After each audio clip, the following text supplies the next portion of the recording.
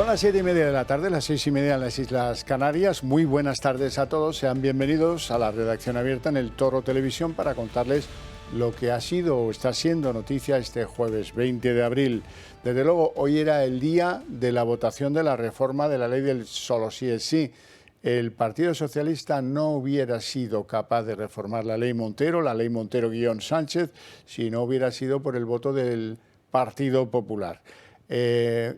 Grandes aldabonazos del día. Sánchez, que pedía perdón de aquella manera en una entrevista el pasado fin de semana, hoy ha desairado a las víctimas porque tendría que haber estado en la Cámara y se ha ido con los Falcons a Doñana. La vicepresidenta Yolanda Díaz ha decidido optar por el voto telemático. Tampoco ha querido dar la cara, aunque ha votado, eso sí, lo que le imponía la disciplina de grupo, el suyo, el popular. Vamos a ver qué ha pasado en el Congreso hoy. Ya es una realidad. Sale adelante la reforma socialista del sí es sí con el apoyo del PP y el presidente del gobierno ausente. La reforma, con la que se vuelve prácticamente al Código Penal anterior, ha sido aprobada por 233 votos a favor, 4 abstenciones y los votos en contra de Unidas Podemos, Esquerra y Bildu. También ha votado en contra Yolanda Díaz de forma telemática. Pedro Sánchez ni estaba ni ha votado, algo que tampoco ha hecho Vox. Y es que 6 meses han tenido que pasar para que el PSOE diera su brazo a torcer y corrija la ley estrella de Irene Montero, una reforma que ha consumado la fractura irreparable entre los socios del gobierno. Hoy es un día triste, seguramente el día más difícil que yo he vivido en este Parlamento. La titular de Igualdad ha lamentado el retroceso que la reforma supone para el feminismo. La reacción a esta ley ha provocado una vuelta atrás de años. Y ha querido agradecer el apoyo de sus socios, que han salido en bloque contra el PSOE. ¿Ustedes son conscientes de lo que están haciendo? 3 años machacando con que el PP es antifeminista y ahora les compran la reforma. Y desde Vox aseguran que no van a ser cómplices de esta reforma. No vamos a ser cómplices de esta vergüenza. Sin embargo, desde el PSOE tratan de minimizar el acuerdo conseguido. Insisten en que se trata de una corrección puramente técnica. Si miro a la bancada popular, les confieso que tengo una sensación agridulce. Señorías, solo hemos compartido con ustedes, lo saben, enmiendas técnicas. Los socialistas no han celebrado la aprobación de la reforma y tampoco han mostrado un ápice de agradecimiento a los populares. Pese a que a su apoyo han conseguido corregir la norma que ya ha beneficiado a más de 1000 agresores sexuales. Desde el PP han criticado la ausencia de Pedro Sánchez en la votación. Tampoco puede entender que hoy el gran ausente sea el máximo responsable de todo lo que está pasando, Pedro Sánchez, el culpable. Algo que también ha hecho Feijóo desde Doñana. Que el señor Sánchez haya tenido que ausentarse del Congreso ante la vergüenza de ver roto su gobierno. Allí también se encontraba Sánchez haciendo campaña, algo que le interesa mucho más que modificar la mayor alarma social que ha generado una ley de su propio gobierno. Y ahora, tras superar este paso en el Congreso, el texto será enviado al Senado. Tengo que confesarles que me ha interesado muchísimo, y ahora la vamos a escuchar la intervención, el pique entre Ana Oramas, la diputada canaria, y la ministra Irene Montero. El Partido Socialista ha tenido 5 meses para corregir desde que salieron las primeras sentencias. Y ahora lo hace no por convicción, sino porque le ha supuesto un coste electoral. Lo que es inadmisible es que ayer altos cargos del Gobierno, desde la ministra, secretaria de Estado, todos los de Podemos, hayan dicho que había que esperar todavía porque las sentencias no eran firmes. Más víctimas, rebaja de firmas. Que era mentira que se hubieran excarcelado a 100 personas. Y lo más gordo, le recomiendan a las víctimas que recurran. Oiga, su ministerio, señora ministra, ¿por qué no pone una partida presupuestaria para que todas las víctimas que quieran recurrir se le financien? Recurran ustedes, hombre, ya está bien. Y encima querían que esperaran. Ni el Partido Socialista, ni el PNV, ni esta diputada somos derecha antifeminista. No tienen vergüenza y han hecho daño a las mujeres y a los niños de este país. Corrijan y pidan perdón. Señora Oramas, Llámeme usted sinvergüenza las veces que quiera, pero infórmese antes de subir a esta tribuna. La justicia gratuita para todas las víctimas de violencias sexuales es un derecho reconocido en la ley del solo sí es sí. Usted puede subir aquí a llamarme sinvergüenza las veces que quiera, que yo voy a aguantar el tipo, pero suba aquí informada, por favor. Yo voy a aguantar el tipo, pues no lo aguanta del todo bien. Bueno, quiero ahondar en las razones de Vox, que ha decidido no estar en esa votación. Quiero hacerlo con doña Lourdes Méndez, que es diputada de Vox y que ya la veo telemáticamente aquí con todos nosotros. Muy buenas tardes y gracias por atendernos. Hola, muy buenas tardes y gracias por vuestra llamada. Vamos a ver, cuéntenos usted por qué, imagino que es que Vox está por la derogación de esta ley, ni componendas, ni enmiendas, ni chapuzas, ¿no? Efectivamente, esto es una chapuza, efectivamente es una chapuza, es una pantomima, es un teatro que efectivamente va, por lo menos va a minorizar o paralizar pues las 1000 rebajas de penas o las 104 excarcelaciones que ya se han producido. Pero claro, es que eso han tenido 6 meses para hacerlo. Pero la pantomima que se produce es, en primer lugar, porque políticamente esto ha sido un tema tan fuerte, que ha producido tanta alarma, que esto no es suficiente.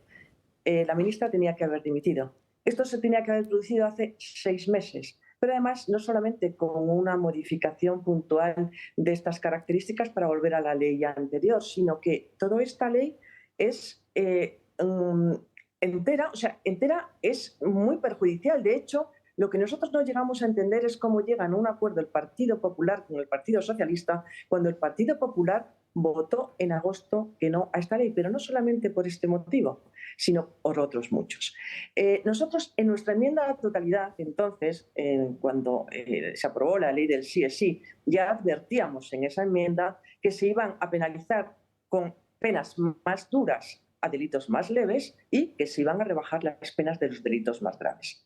Nosotros entonces, y ahora, por medio de enmiendas a esta modificación, hemos dicho que los delitos más graves había que incluso aumentar las penas. Es decir, ahora mismo se están produciendo tipos de conductas que antes no existían. Es decir, ahora se ha vuelto a las penas anteriores, pero es que ahora existen tipos de conductas que antes no existían, de agresiones sexuales que antes no existían, como por ejemplo el tema de la manada.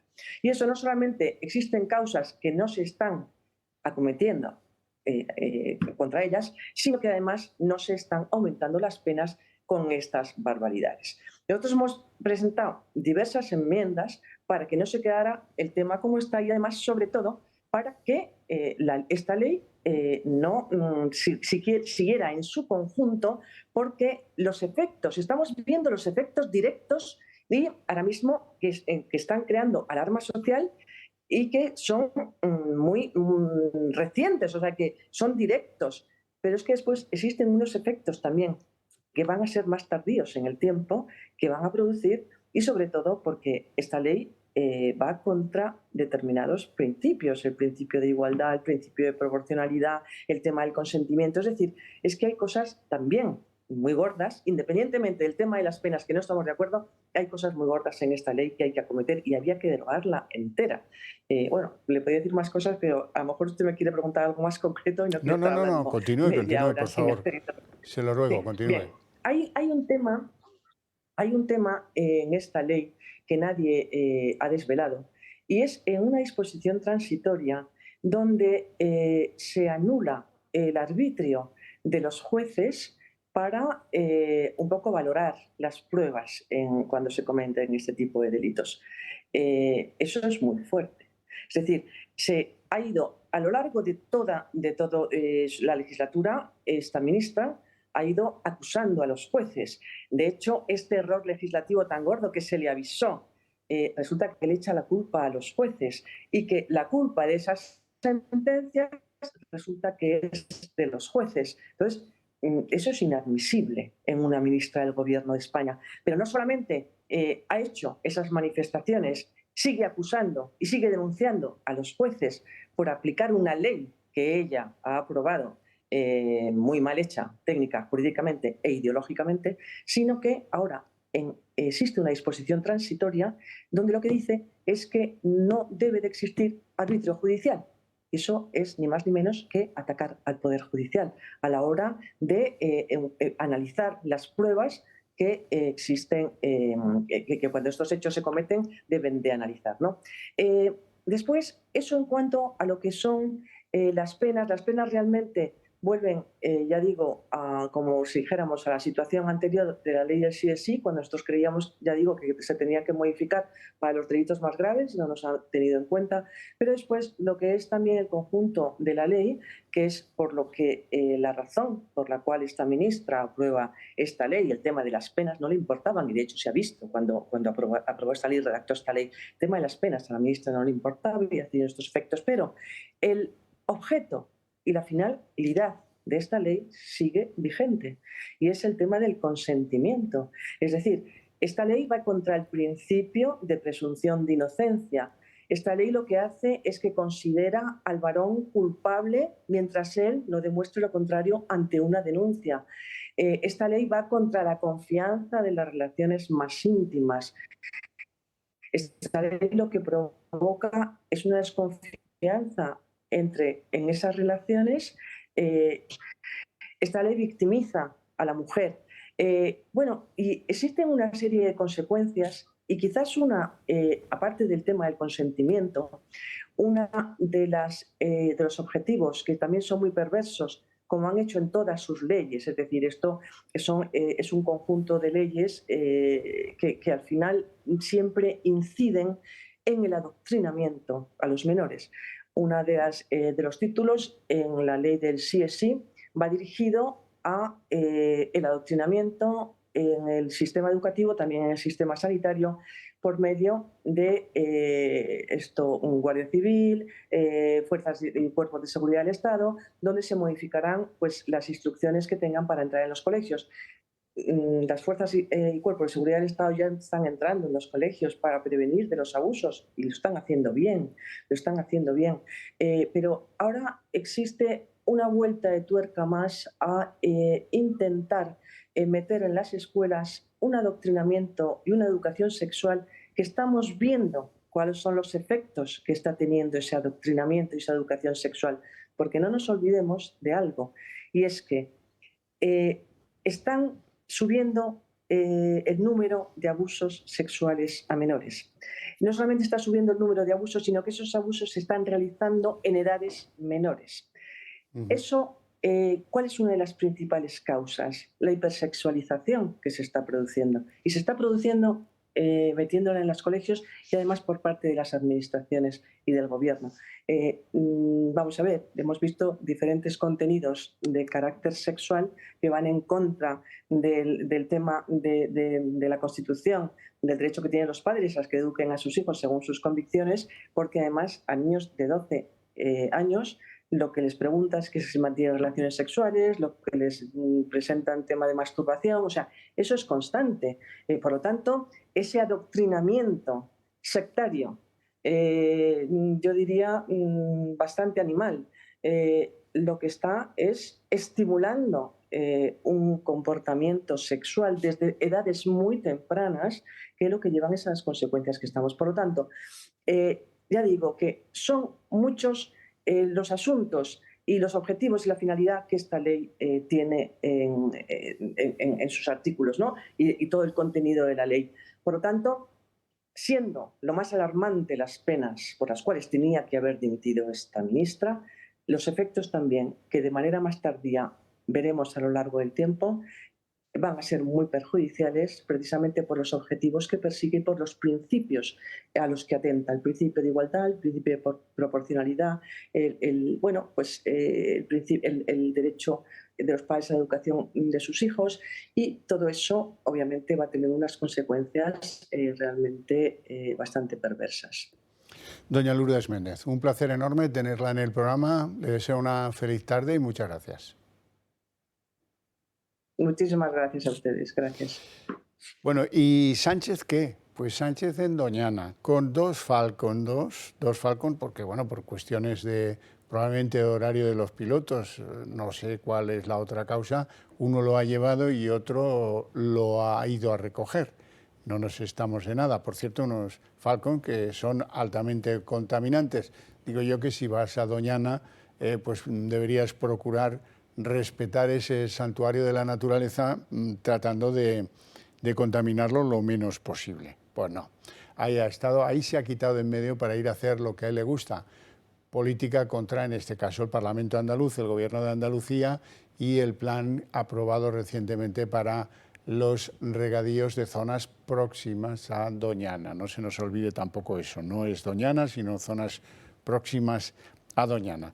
Y de ahí nos vamos a lo que de verdad le interesa a Pedro Sánchez, que ya se apañará Irene Montero con la ley, ya se apañarán los arreglos que haya que hacer con el Partido Popular. Tampoco quiero estar ahí, se ha quitado de medio descaradamente, porque él la vista la tiene fijada en ese encuentro internacional el 12 de mayo, día antes de la campaña, con Joe Biden en la Casa Blanca.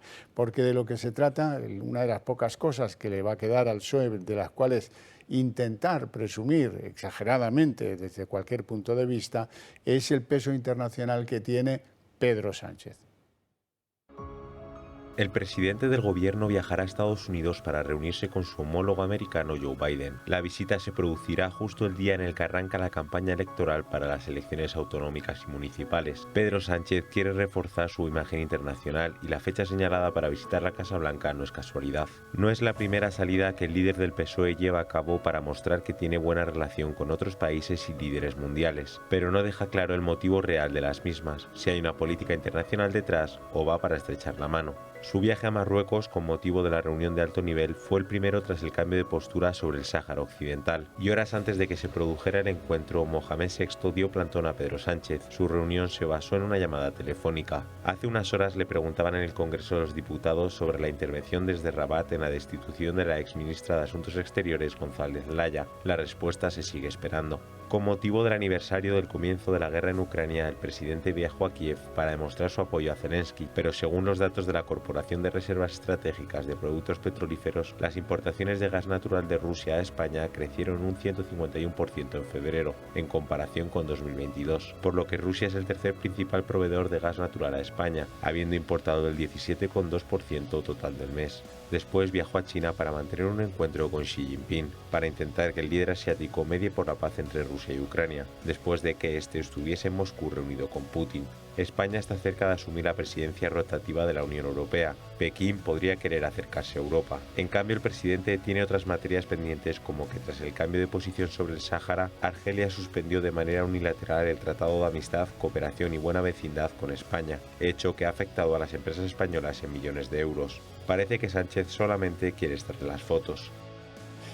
Pues mira, ya saben ustedes, no hace falta que se lo diga, que son encuentros normales, que cualquiera que va a ser el presidente europeo de semestre, pues suele ser llamado por el presidente chino, suele ser llamado por el presidente americano, para conocerle. Oiga, ¿quién es usted? Tal, pues mira, aquí estamos, cualquier cosa, en fin, temas candentes son estos, nos gustaría que esto se resolviera en los próximos 6 meses, lo mismo tiene que hacer Pedro Sánchez con los argumentos que le dé Bruselas y ya está.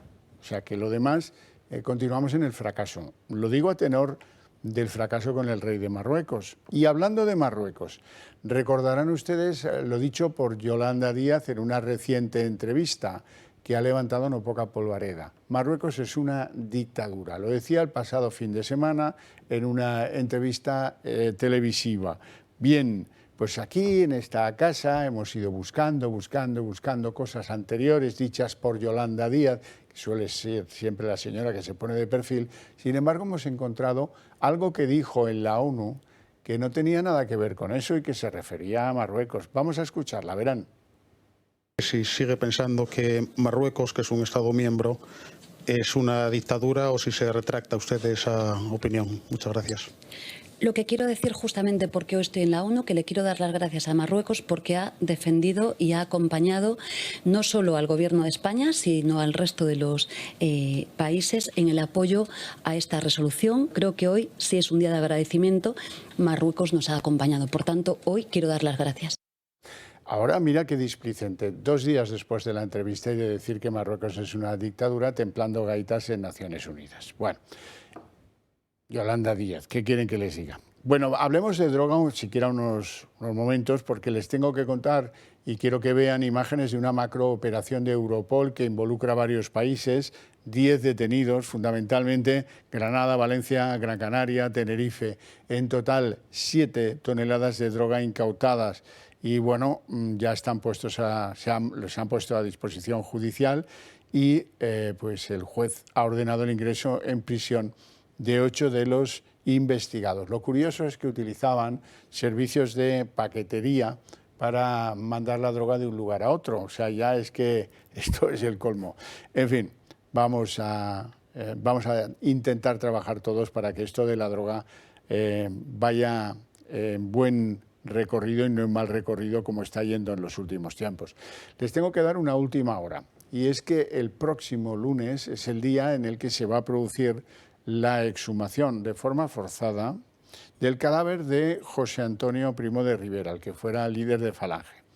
La familia se adelantó al gobierno, le jugó un órdago al gobierno bastante divertido, porque se lo solicitó la exhumación el pasado mes de octubre.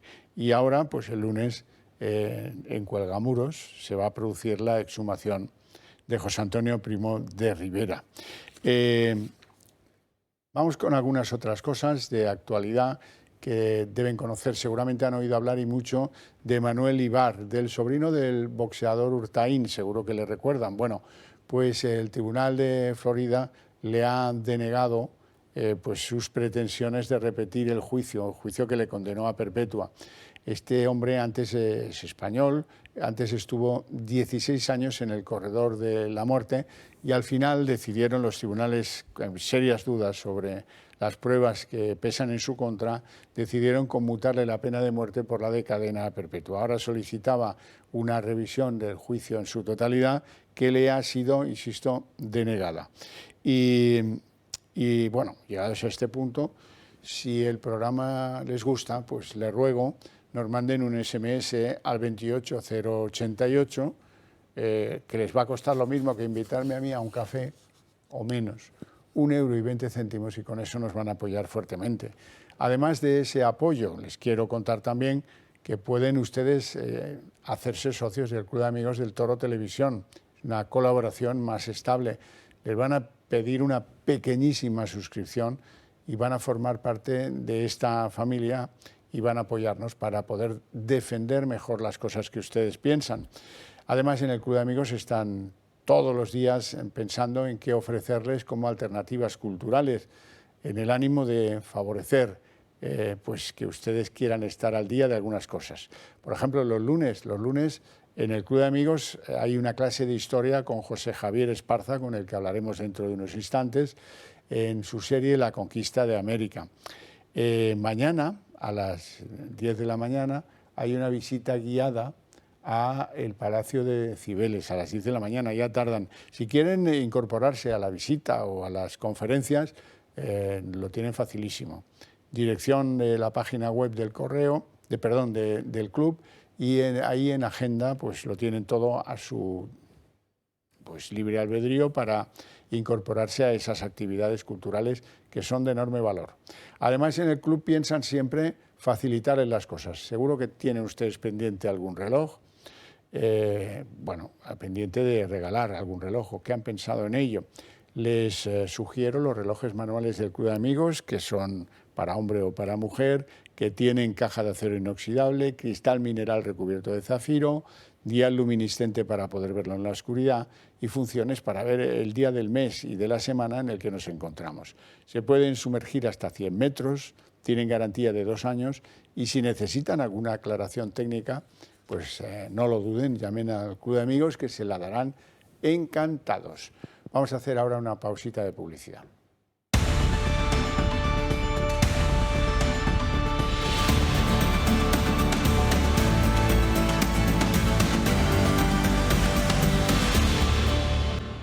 Este programa no sabe lo que es una grabación. Bueno, en esta casa yo creo que no hay ningún programa donde sepa alguien qué es eso de una grabación. Son las 19:56. Lo digo para que ustedes valoren el esfuerzo. Y aquí está conmigo don José Javier Esparza. Muy buenas tardes. ¿Qué tal, Javier Horcajo? Muy buenas tardes. Y esto se debe, y dirán, qué raro, si estos dos señores casi no coinciden. Pues eso, hoy coincidimos. Aquí encantados además porque vamos a presentar este libro. A ver si tenéis una portada que se vea mejor, perfecto. Te voy a contar tu historia, la gran epopeya de España, de Esfera de los Libros, por cierto, que no se nos olvide. Bueno, este es un libro ciclópeo, porque arranca en Atapuerca, ¿verdad? Se pasea por algunos lugares y además, ahora que hay tanto raquitismo cultural, es bueno saber que en este libro se pueden consultar cosas que a lo mejor quedaron ahí o nunca han entrado ahí, que es lo que yo me temo.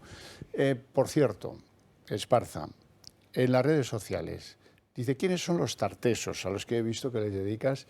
Luego hablaremos, si quieres, de los tartesos un poquito. ¿Quiénes son los tartesos? Y contesta un joven, Ebau, contesta un joven, hombre, los inventores de la salsa tártara. Está claro. Fantástico. ¿No? También he visto, también en ese colectivo de aspirantes a universitarios, ¿quién era Suárez? Dice, esa me la sé, un aeropuerto. Por ejemplo. Un aeropuerto, y se quedan así. Bueno, no, yo no espero que sepan que el idioma de los tartesos es uno de los grandes asuntos que nos quedan por descubrir. Efectivamente. Pero sí me gustaría que la gente se enterase de que existieron, ¿verdad? Entre otras cosas porque, bueno, pues porque se acaba de producir un descubrimiento arqueológico de enorme importancia. Probablemente sea lo más importante, desde luego, del siglo. Desde Atapuerca yo creo que esto es lo más importante y las sorpresas que nos puede dar todavía. Así es. Sí, sí. Bueno, este libro es una síntesis de la historia de España entera, efectivamente, desde Atapuerca hasta hoy. Pasa por todas partes, lo mismo Tartesos que la Guerra de la Independencia. Pero el caso de Tartesos es muy importante porque es una de las, seguramente la primera gran civilización que aparece en nuestro suelo, aunque hay civilizaciones anteriores como el Argar o los Millares que son muy importantes, pero Tartesos es de un esplendor descomunal. Y hasta el momento se pensaba que, bueno, sencillamente desapareció. Hoy se tiende a pensar que no desapareció, sino que sencillamente se transformó, cayó como entidad política, pero se convirtió en otra cosa. Y esa otra cosa, al final, fue el riquísimo mundo gaditano de la época romana, que tenían hasta un lobby gaditano en el Senado, ¿no? Los Balbo, que cortaban ahí el bacalao. Sí, sí, con el mismo mármol que el Partenón, a ver cómo lo hacemos, ¿verdad? Y con algunas particularidades que lo relacionan con los etruscos con total claridad, ¿no? Bueno, y es bastante fascinante todo ese mundo, precisamente porque, claro, nos falta información. Nadie sabe lo que escribían, cuál era su lengua, qué es lo que hablaban. Lo más probable es que se tratara de una de las civilizaciones, de uno de los pueblos protoceltas que llegaron a la península ibérica hace muchísimo tiempo, hablamos del año 2000 a.C., una cosa así, y que a base de influencias, sobre todo cartaginesas, fenicias, en fin, cartaginesas son después, fue construyendo un perfil cultural riquísimo para la época. Bueno, Esparza, los romanos, sí. La Reconquista, que hemos leído libros tuyos dedicados explícitamente a la Reconquista, la hegemonía, que es difícil de contar, difícil pero magnífica. Es fascinante. Sí. La conquista, que ahora estás haciendo un ciclo de conferencias sobre la conquista de América, lo que tú llamas el trauma de la modernización. Que es el siglo XIX. Sí, hasta llegar a tiempos ya más recientes. Las repúblicas, aquí hace falta doctrina, porque la gente de la república, sobre todo de la segunda, anda muy pez. Claro, y hay que contar muchas cosas y sobre todo cosas que normalmente no se cuentan como sencillamente los datos. Por ejemplo, la Segunda República tiene una magnífica idea que es la de realizar la cobertura del desempleo. Ya se había intentado anteriormente, pero el problema de la España moderna siempre era la ausencia de un Estado capaz de ejecutarlo. Pero tienen una magnífica idea y el resultado es que al final, a principios del 36, la cobertura apenas llegaba al 2% de los desempleados. Hay cosas que hay que contar porque terminan de explicarte por qué pasan las cosas como pasan, ¿no? El caso de la Segunda República es un perfecto ejemplo. Si te apartas de los discursos y ves lo que realmente era aquello, lo que ves es un Estado incapaz por completo, inepto absolutamente, cosa que por otra parte el propio Azaña en sus memorias una y otra vez está. Azaña le echa la culpa a los demás, no a sí mismo. Pero bueno, fundamentalmente fracasó por eso, es decir, era un mundo de discursos, de tribunos, además de tribunos inflamados, ¿no? De los que salen a la calle y declaran la guerra civil porque sí. Bueno, tenía que colapsarse, ¿no? Es muy interesante el relato de la historia moderna de España como el intento de construir un Estado que funcionara, porque eso, mal que le pese a todo el mundo, en realidad no se conseguía hasta que llega Franco. Y le cuesta, le cuesta mucho, y viene todos los 50, pero en unas condiciones, por otra parte, en la que en el resto de Europa se está haciendo un poco lo mismo. Ese tipo de comparaciones, el poder introducir datos que no se suelen introducir, en la historia de la guerra de la independencia y luego en la época liberal del 19, por ejemplo, ¿quién se forró con las desamortizaciones? Sin eso no se entiende nada realmente. Detalles que son conocidos pero que nunca se cuentan, como por ejemplo los ingleses que vienen a socorrernos en la guerra de la independencia, ese ejército que tiene Wellington acantonado en Cork, no viene a ayudar a España, va a invadir los virreinatos, pero por el camino se subleva el pueblo de Madrid y entonces los ingleses, bueno, que sobre todo que no entren en Portugal y mandan para allá un ejército. Bueno, ese tipo de historias, ¿no? O que España acaba la guerra de la independencia con una deuda del 2000%. Es decir, el país hundido, lo cual explica también nuestro desastre posterior, todo ese tipo de cosas, ¿no? Que son cosas que se van conociendo, pero que hay que introducir en el relato, y con eso todo va cobrando, ¿verdad?, una imagen nueva y más completa, una lógica, ¿no?, global. Y una lógica global, efectivamente. Claro, por ejemplo, estaba yo pensando ahora, porque lo he comentado antes con alguien en la redacción, las guerras carlistas... Sí. Fueron las más crueles de todas las que ha vivido España. Terribles. La primera particularmente. Fue una auténtica guerra civil, porque de hecho el país no había dejado de estar en guerra civil. Otra cosa que no se cuenta nunca, yo lo cuento aquí en este libro, en España había auténticas bandas paramilitares permanentemente, tanto de liberales como de tradicionalistas, porque la Milicia Nacional era una banda paramilitar, como los voluntarios realistas después. La gente estaba armada. De tal forma que cada vez que había cualquier explosión de cualquier tipo, inevitablemente había tiros y cuchilladas. El siglo XIX es un siglo muy traumático, con muchísima muerte. Con muchas muertes muy crueles, sí es así. Bueno, y tengo que agradecerte que hayas incluido dentro de estos episodios nacionales tan sugerentes el 11M. Porque claro, es verdad, el 11M nos cambió a todos. Cambia todo. Y con la perspectiva del tiempo precisamente es cuando lo ves. Es decir, es uno de esos acontecimientos en el que tú estás viendo claramente que la línea del país es una y de repente, plum, se desvía. Cambia de carril y en este caso, en fin, la desdichada metáfora es la más adecuada, ¿no? Cambia de carril y el país empieza a ser otro. Y eso hay que contarlo. Y a este respecto, bueno, todos los que habéis trabajado, como es tu caso, el caso concreto del nacionalismo catalán y su historia, pues es fundamental meterlo también en el análisis, porque todo es lo que ven los niños hoy por ahí en el colegio cuando se lo cuentan, pero el nacionalismo catalán, la España plural, no, qué demonios. Es un sistema de reparto del erario público entre las oligarquías regionales, y el caso catalán es uno de ellos, ¿no? Y la construcción de un poder que se sustenta sobre los elementos que aspiran a destruir el conjunto, y es nuestro gran problema hoy en día. Esparza, ¿cuál es el episodio que tú crees que es más desconocido de todos estos que señalas aquí? ¿Cuál es el que a ti te parece que está más alejado del conocimiento público? Yo, algo que... Hay muchos, ¿no? Pero, por ejemplo, la invasión musulmana nunca se ha contado cómo fue de verdad. Entre otras cosas porque también faltaban elementos de conocimiento, ¿no? Pero hoy es bastante evidente, y nadie lo puede negar, que si el mundo visigodo se cae, que es de hecho la primera España independiente, digamos, valga el término, es porque hay una peste brutal, la peste de Narbona, que se carga más del 25% de la población. La introducción de los elementos médicos o clínicos, o como lo quieras llamar, dentro del análisis histórico, es fundamental, y no lo encuentras en la mayor parte de los análisis. En América es lo que pasó. O sea, el problema no era, como decir, que 800 españoles en México, ¿verdad?, destruyeran un imperio. Eso no pasa. La viruela... Eso no pasa. Cuando empiezan a llegar los españoles, y sobre todo sus hijos y sus animales, es cuando aquello se llena de repente de sarampión, paperas, varicela, la peste porcina, por supuesto la viruela, que es lo que provoca una mortandad formidable en el continente, donde aún así... Algunas cosas también las trajeron de vuelta, ¿eh? Bueno... Yo saco, por ejemplo, las cifras de bajas de las expediciones españolas que llegan allí. Es que es atroz, ¿eh? O sea, estamos hablando de que normalmente cualquier empresa de Indias se lleva por delante al 60, al 70% del contingente por las enfermedades, no por los combates, ¿no? Bueno, el elemento médico, por ejemplo, es una cosa que en el libro he tenido muy en cuenta porque explica muchas cosas. Muchas. El siglo XIV empieza simultáneamente con una pandemia y un cambio climático.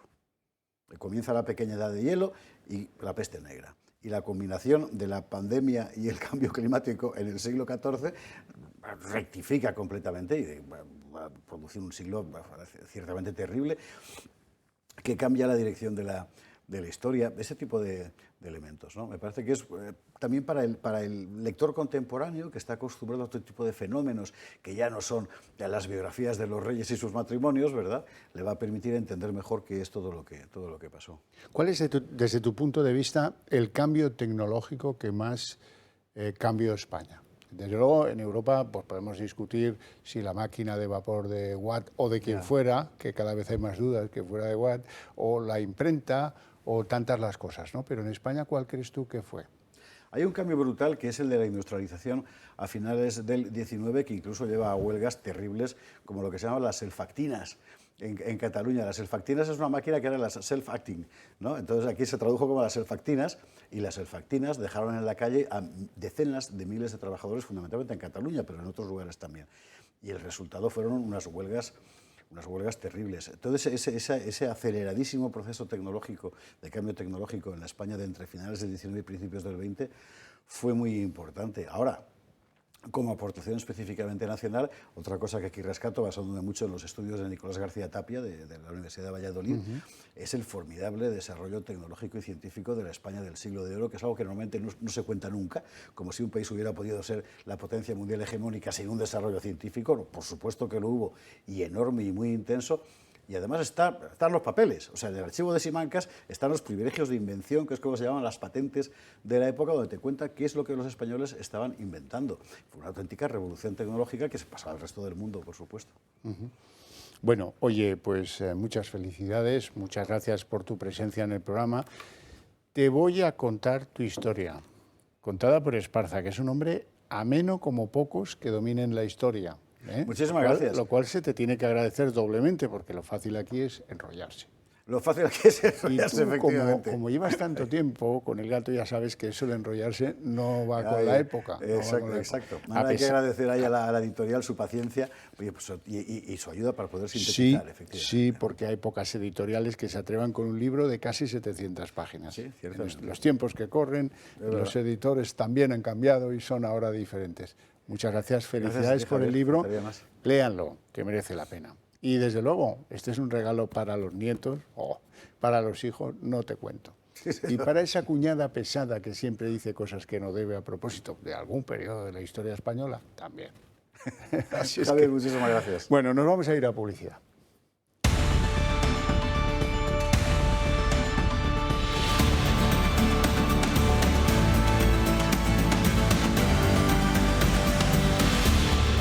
Son las 8:13 jóvenes minutos, momento en el que abrimos nuestra mesa de análisis político, hoy con no pocos temas, ya les digo, el día está variadito.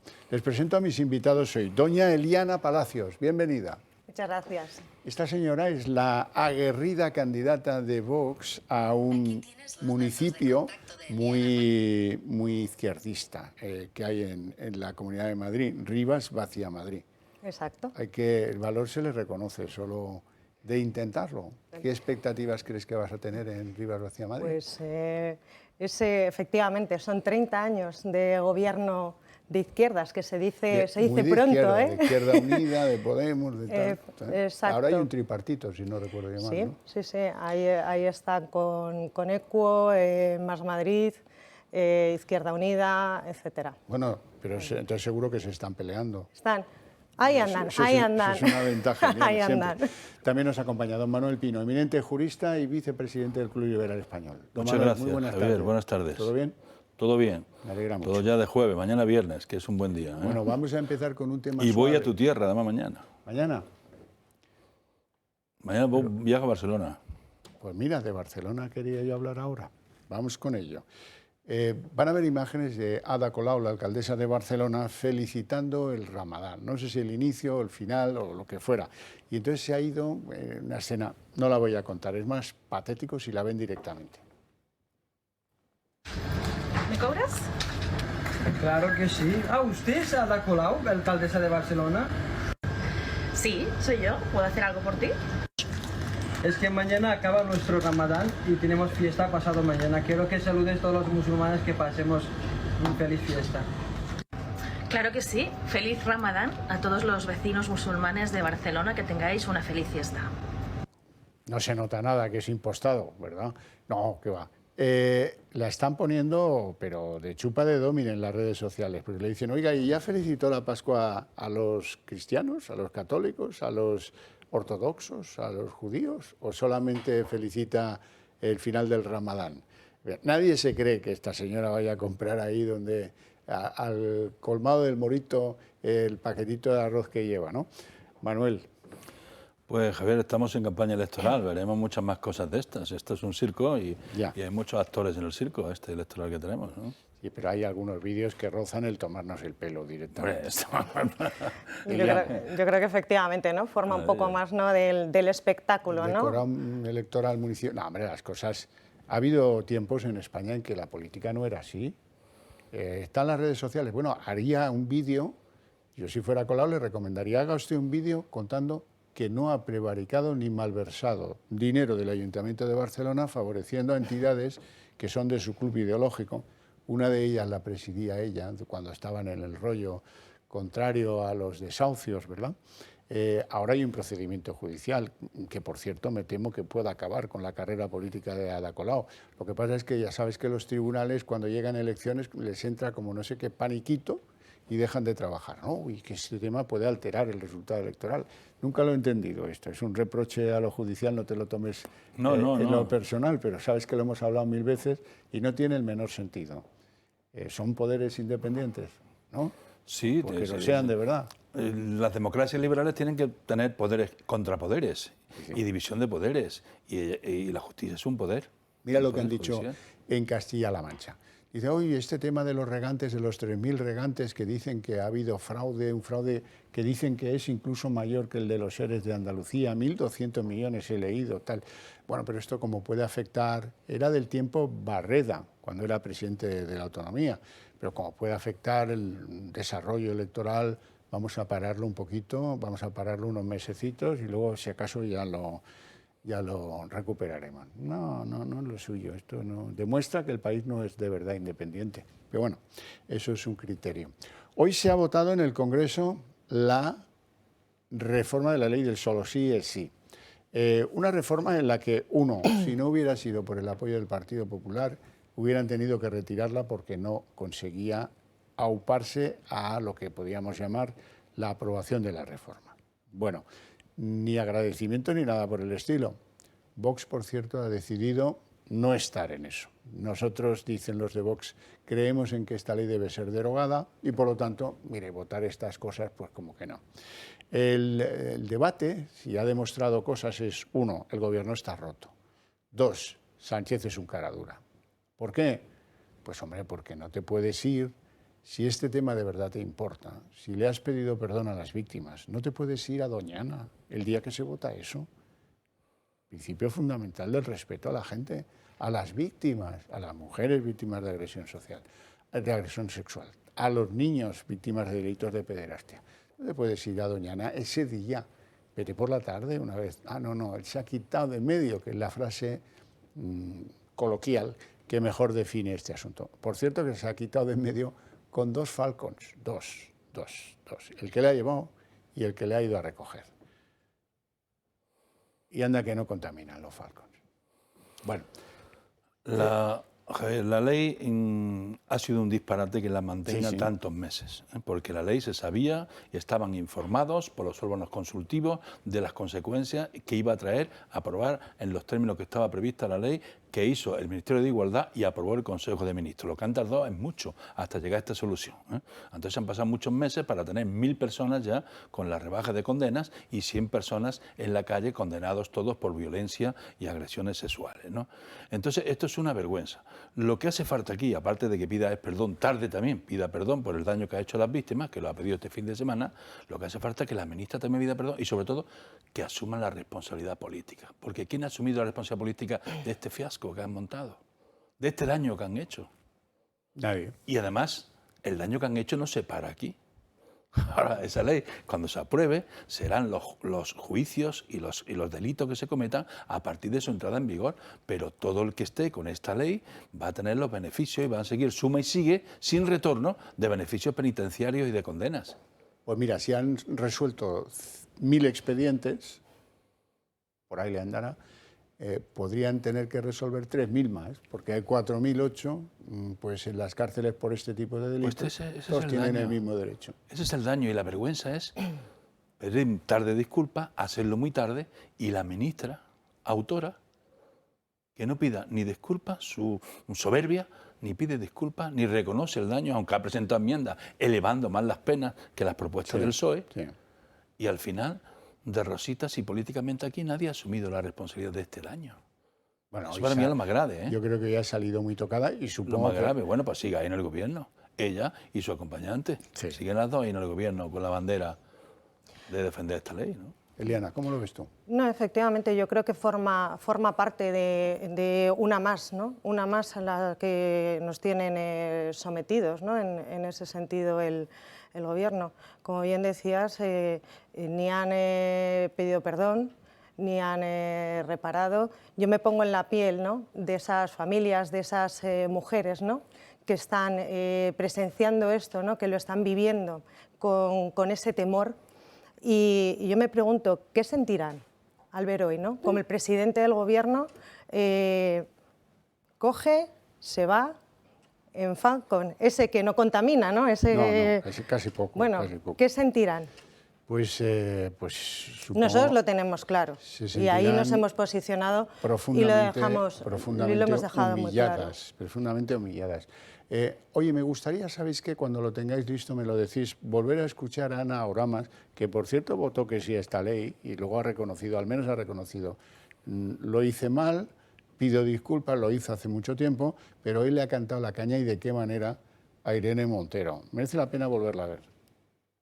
El Partido Socialista ha tenido 5 meses para corregir desde que salieron las primeras sentencias. Y ahora lo hace no por convicción, sino porque le ha supuesto un coste electoral. Lo que es inadmisible es que ayer altos cargos del Gobierno, desde la ministra, secretaria de Estado, todos los de Podemos, hayan dicho que había que esperar todavía porque las sentencias no eran firmes. Más víctimas, rebaja de firmas. Que era mentira que se hubieran excarcelado a 100 personas. Y lo más gordo, le recomiendan a las víctimas que recurran. Oiga, su ministerio, señora ministra, ¿por qué no pone una partida presupuestaria para que todas las víctimas que quieran recurrir se le financien? Recurran ustedes, hombre, ya está bien. Y encima querían que esperaran. Ni el Partido Socialista, ni el PNV, ni esta diputada somos derecha antifeminista. No tienen vergüenza y han hecho daño a las mujeres y a los niños de este país. Corrijan y pidan perdón. Señora Oramas, no tienen vergüenza, es un muy buen resumen de los últimos 6 meses en ese ministerio y yo le agradezco ese detalle a Ana Oramas, que lo dice con enorme convicción. Nosotros no vamos a ser cómplices, ¿no?, de esta amnesia general que hay ahora, ¿no? Y me refiero sobre todo al PP, ¿no?, en la posición que ha tomado, que parece que ahora se nos está olvidando, ¿no? A mí no se me olvida, y como mujer, menos aún. Bueno, el Partido Popular es verdad que hoy se ha llevado un chasco, porque ni agradecimiento ni saludo, ¿no? Los han ignorado pero completamente, y ahora, esto lo decía hoy en el Parlamento Carla Toscano, se han convertido en corresponsables de una ley que, a pesar de haber modificado el cuadro, digamos, penal, sigue teniendo averías muy considerables, pero muy considerables, en términos como pues la presunción de inocencia y muchos otros que tienen enorme calado. Ha presentado enmiendas que la han admitido, unas enmiendas técnicas, parece, ¿no? Sí, pero de un contenido un poco menor. Pero Javier, esto había que arreglarlo. Si es que lo que no puede ser es que por el bloqueo y por la soberbia de estas ministras, de tan poca solvencia técnica, pues tengan aquí que haber víctimas cada día sumando, viendo a sus agresores, a los delincuentes en la calle o rebajándole las penas. Eso no tiene un pase. Bienvenidos sean los votos del PP si es para arreglar este entuerto. Lo que no podemos estar aquí es bloqueando situaciones sabiendo el daño que se está haciendo con un suma y sigue que no tiene una presentación ni ética, ni moral, ni política. Bueno, avanzamos. Hoy ha aparecido el primer CIS. Ya saben que el CIS no los creemos lo justo, pero sí que sirve para sacar conclusiones. El primer CIS en el que ya se evalúa a Sumar. Sumar, de la que desconocemos absolutamente, que persigue en términos pues, de empleo o en términos de seguridad o en términos, el que quieran, no lo conocemos. Conocemos, eso sí, a Yolanda Risitas Díaz, es así que la conocemos. Pero claro, esto es como el buen navegante, navegas por enfilación. Según que haga Tezanos, pues tienes que orientar la barca a un lado o al otro. Vamos a ver qué dice el CIS de Tezanos.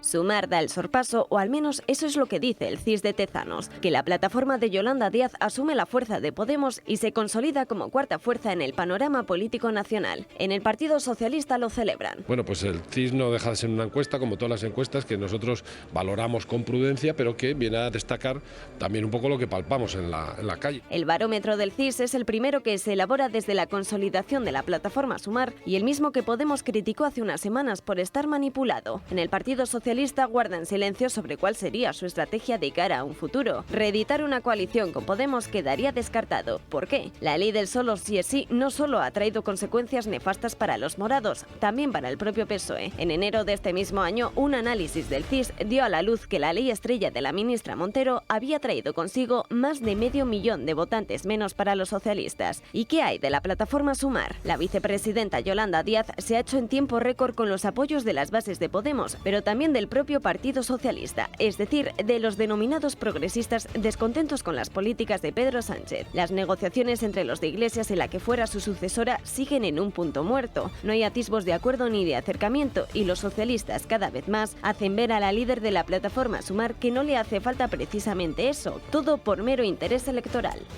Bueno, vamos a ver, dice el CIS de Tezanos, del inefable Tezanos, que la plataforma desconocida, Sumar, tendría el 10,6% de los votos si hubiera elecciones generales en este punto. Eso es dificilísimo de conseguir y requiere mucha suerte y mucho trabajo político que esta señora no ha hecho, por cierto. Pero es que eso es a costa de la caída que augura a Podemos, 6,7%. Claro, esto ya pues demuestra cierto interés, quizás malévolo, de Tezanos, en levantar el fenómeno Yolanda Díaz a costa de Podemos. Segundo elemento que a mí me ha extrañado incluso, siendo Tezanos un hombre que sale de la ejecutiva socialista, cuando le nombran director del CIS. Bueno, dice que buena parte del aumento de votos de Yolanda Díaz sale de voto al PSOE. Voto al PSOE.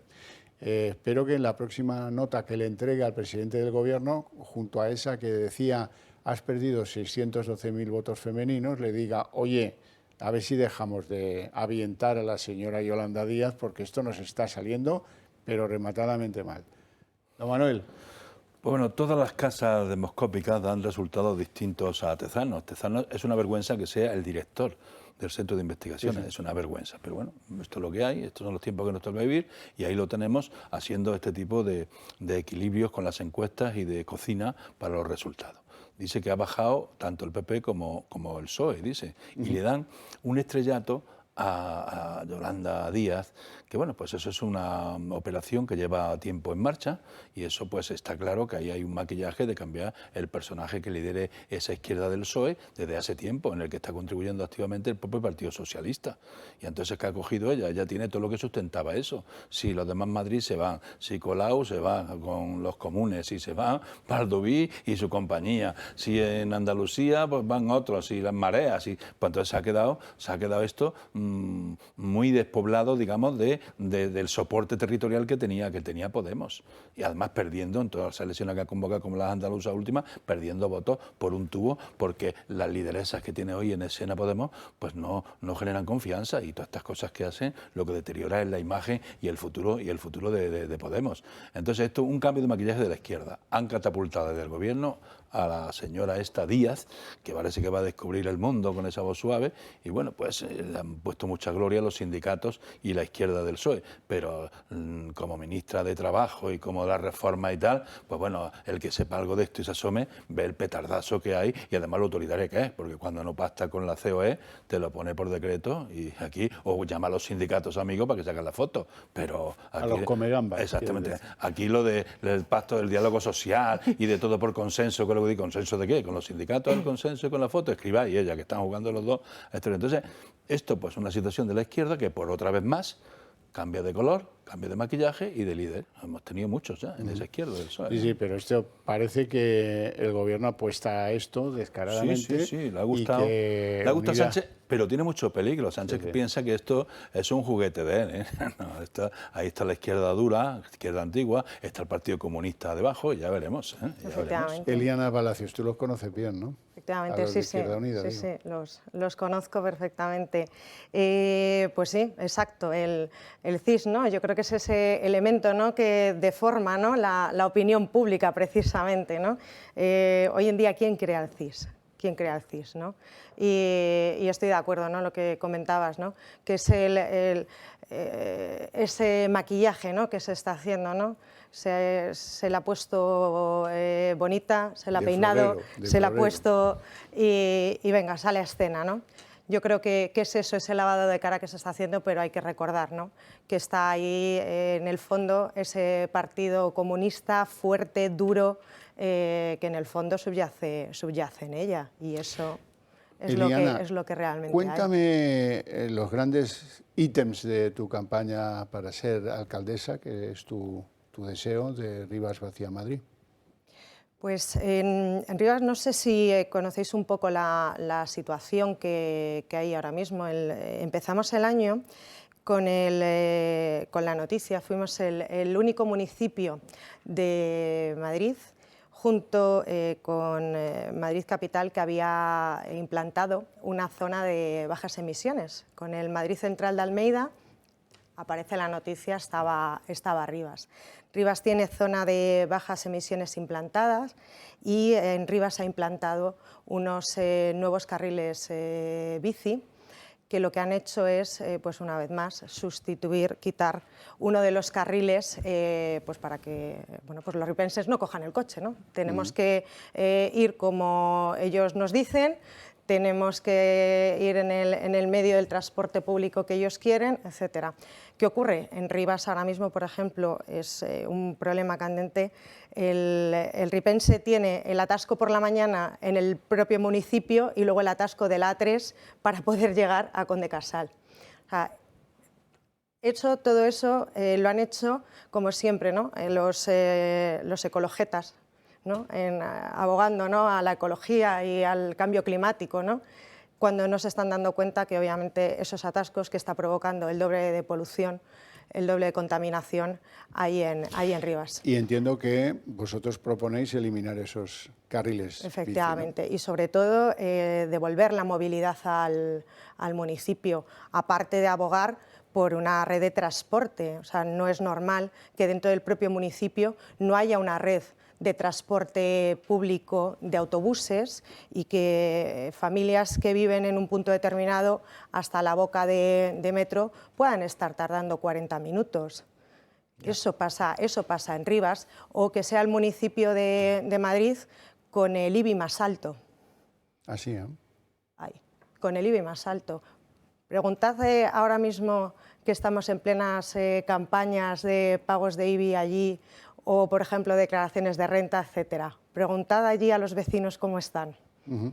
Bueno, el afán recaudador siempre está presente. Obviamente nosotros apostamos por esa rebaja del IBI, por rebajar impuestos, por ayudar a las familias y por poner a las familias en el centro de cualquier política. Bueno, por cierto, hablando de lo que está siendo el combustible de la precampaña electoral, ya hemos hablado aquí, lo cual no quiere decir que no podamos seguir hablando del tema de la vivienda y del tema de Doñana y del agua por extensión. Hoy han ido a Doñana tanto Feijóo como el presidente Sánchez. Está claro que con diferente propósito, eso sí, pero que han convertido lo de Doñana en una especie de combustible para alimentar la precampaña, de eso no cabe duda. Sánchez coge impulso y se ausenta del Congreso para buscar en Doñana los votos que se le escapan. Hago un llamamiento a la reflexión y también a la rectificación. Abandonar posturas soberbias, por mucha mayoría absoluta que se tenga. Esto no va de coste electoral. Sin ronda de preguntas, al presidente le ha faltado tiempo para responder a por qué ha utilizado dos Falcon para acercarse hacia este enclave. A 30 kilómetros de distancia, Núñez Feijóo califica su actitud de hipócrita. Que el gobierno no venga a manosear Doñana para echarle la culpa a los andaluces del problema del agua de España. Y critica que haga uso de este medio para un trayecto de 45 minutos y que podría haber hecho en un AVE y que contamina casi tanto como un ciudadano europeo en apenas 3 meses. No es coherente venir en Falcon a defender Doñana y Doñana se defiende ejecutando infraestructuras. En la Moncloa han marcado a Juanma Moreno Bonilla como un objetivo a batir por sus políticas en la zona, pero desde Madrid rechazan que haya ninguna conspiración. La protección de Doñana y la crisis del agua han marcado las agendas del gobierno socialista y de la oposición, pero también la vivienda. El acceso de los jóvenes al alquiler o a una hipoteca se ha convertido en uno de los focos de la pugna política entre PP y PSOE a días de las elecciones territoriales. Sánchez, con su anuncio electoral desde la tribuna del Congreso de crear 45.000 pisos más de alquiler asequible, pretende reactivar el voto de los menores de 35 años y un gran caladero en el que también se está centrando el PP. El bono al alquiler joven que aprobó el Ejecutivo el año pasado de nada le está sirviendo a un sector de la población que lidera la tasa de paro de todos los países de la OCDE. Y lo de la vivienda, 50.000 viviendas de la Sareb.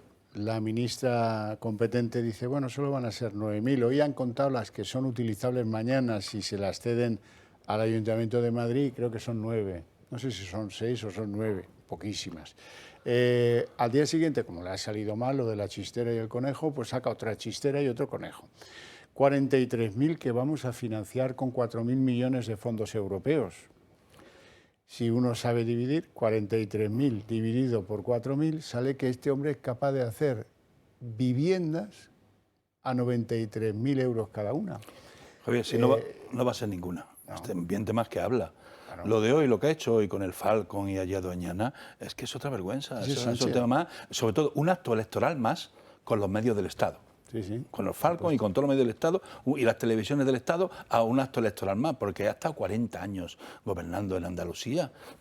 Dígame usted las obras de infraestructura que ha hecho para evitar los problemas de sequía en zonas de protección especial como es el Coto Doñana. Dígame usted que ha hecho su gobierno 40 años, no 40 años. Que conoce bien porque ha veraneado allí. Claro, en la Marismilla, pero claro, se ocupa más de la reforma de su confort en verano y de sus amigos, que ha llevado todos los veranos, más que de la infraestructura esta, han estado 40 años. O sea, que venga ahora, porque lleva allí el PP un rato, a decir que todo el tema de Doñana, que no sé cuánto que le ha provocado el PP por una situación desgraciada de sequía importante que tenemos, por el cambio climático, muchas cosas, pues es una vergüenza. Y lo de las viviendas, vergüenza y media.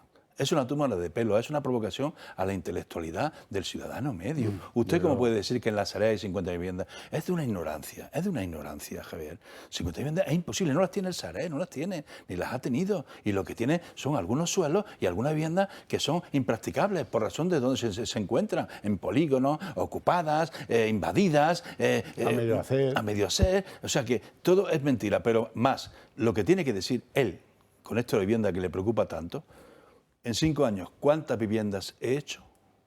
¿En qué distrito las he entregado? ¿Y a cuántos jóvenes se han beneficiado de mis políticas de vivienda? No acordarse ahora, porque estamos en campaña electoral. Es que es una vergüenza, es toma de pelo. Bueno, he visto que reaccionabas cuando veíamos el vídeo, pero cuando decía Sánchez eso de la soberbia, reprochándoselo al gobierno de Andalucía, aquí don Manuel echa un respingo. Y a mí me ha venido a la mente una frase que yo he conocido en Huelva, y como resulta que Doñana está en esa provincia, la voy a decir, con permiso de a quienes les pueda parecer mal. Habló de putas la Tacones. Bueno, volvamos a lo serio. La vivienda y el agua. Eliana. La vivienda, yo creo que efectivamente hay un problema de vivienda, ¿no? Pero con esta ley realmente no se soluciona nada, al revés, ¿no? Yo creo que todo va en perjuicio. ¿Cómo se soluciona? Liberando suelo. Es una manera, bajando los impuestos para la compra de la vivienda. Son maneras de incentivar, ¿no? y de ayudar al tema de esa compra de la vivienda. Nosotros, por ejemplo, en Rivas hay un problema. No sé si sabéis, están paradas las licencias urbanísticas. Se paralizó todo. Suponemos, ¿no?, que es para que no se escape ese nicho de votantes, ¿no? que tienen ellos, ¿no? Y eso es un problema. Muchísimas familias, sus hijos no pueden vivir ahí en Rivas y se tienen que ir del municipio. Entonces, ¿nosotros qué apostamos? Por liberar ese suelo, por desbloquear esa situación. Claro. Eso por no hablar de la corrupción. La corrupción ha estado siempre ahí agazapada detrás de la necesidad de la vivienda. Lo vimos con pues aquella cooperativa próxima a la UGT, ¿verdad? Y luego lo hemos visto en un montón de municipios madrileños donde el truco era organizar cooperativas. Sobre suelo público, semipúblico, organizar cooperativas. Eso lo manejaba un sector del socialismo en Madrid, que eran los maoístas, por razón de que en su juventud habían sido maoístas. Y ahí trajinaban millones para financiar al partido como no se ha visto nunca. Bueno, ese es un apunte un poco colateral, porque todo eso ya creo que desapareció. Desaparecieron los maoístas, algunos de ellos el marido de alguna dirigente socialista importante en Madrid. Bueno, quería ir yo a varios asuntos. El asunto mascarillas. Hoy tengo que contaros que Hacienda ha comprado 2 millones de mascarillas. Se ha gastado algo así como 40 y tantos mil euros, cerca de 50.000 en comprar mascarillas, y la cosa que sorprende es que ya no son obligatorias. Dice Hacienda que es para proteger a los que trabajan en la agencia tributaria. Bueno, pues no sé, pero hay una contradicción ahí. Han tirado a la basura casi 50.000 euros, pues es evidente. 48.000, para ser preciso y concreto, que decía aquel. Hoy, por cierto, el consejero madrileño de Sanidad, Enrique Ruiz Escudero, abogaba precisamente por retirar la obligatoriedad del uso de mascarillas en el ámbito sanitario, en las farmacias y en las residencias. La necesidad, ya una necesidad diría que vital, de revisar y adaptar la estrategia de vigilancia y control frente al COVID-19, frente al haber superado esa fase aguda. Necesariamente se debe enfocar sobre los muy vulnerables y se tiene que acompañar en un debate sobre el fin del uso obligatorio de las mascarillas en los centros sanitarios, para que las mascarillas, como el resto de las medidas de precaución, se utilicen en hospitales y en centros de salud de forma adecuada en las situaciones contempladas en los protocolos prepandemia.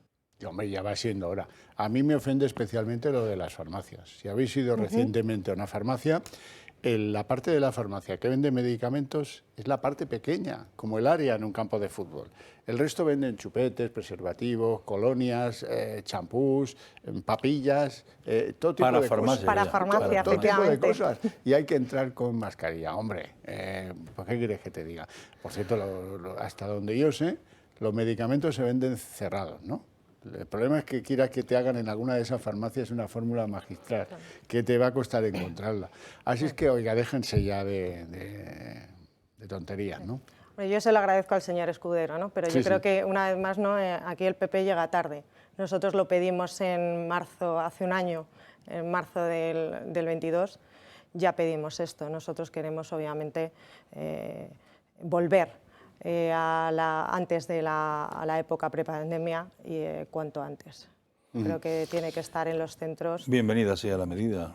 Sí. Bienvenida sea. Y además parece que está sustentada también por especialistas de enfermedades epidemiológicas y está avalado, por lo que yo he leído el otro día, de que lo estaban pidiendo ya especialistas de cosas de virus y de pandemia, diciendo que ya se ha normalizado, que había que quitarla, y yo creo que el consejero ha hecho bien en decirlo y que cuanto antes lo quiten mejor, y que haya en los hospitales las necesarias conforme a los protocolos que había antes, y ya está. Y es un sentido no, será una puesta en escena de una mayor normalidad y de que la pandemia hemos conseguido dejarla aparcada. Bueno, ¿no? Con gente que tiene secuelas, que recibo cada misiva que me quedo turulato.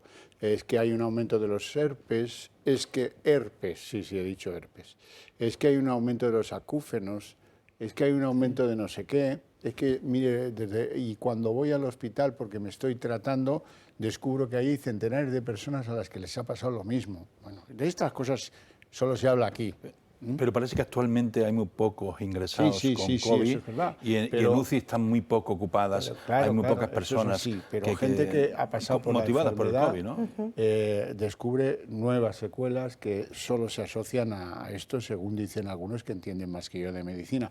Volviendo a la vivienda, el tope a los alquileres. Esta es otra obsesión de la izquierda, intervenirlo todo. Mire usted, yo le voy a decir, oiga, pues nos deje que el mercado, que lo ha hecho siempre y bastante bien, decida, ¿no? Porque, claro, hay gente que vive con una pequeña pensión y con la expectativa de alquilar algo que pueda ampliar ese alquiler en función a la inflación, no asumirla como una pérdida patrimonial. Bueno, hoy hemos descubierto por qué. Es que más de la mitad del gobierno no sabe lo que es pagar un alquiler, vive en residencias oficiales.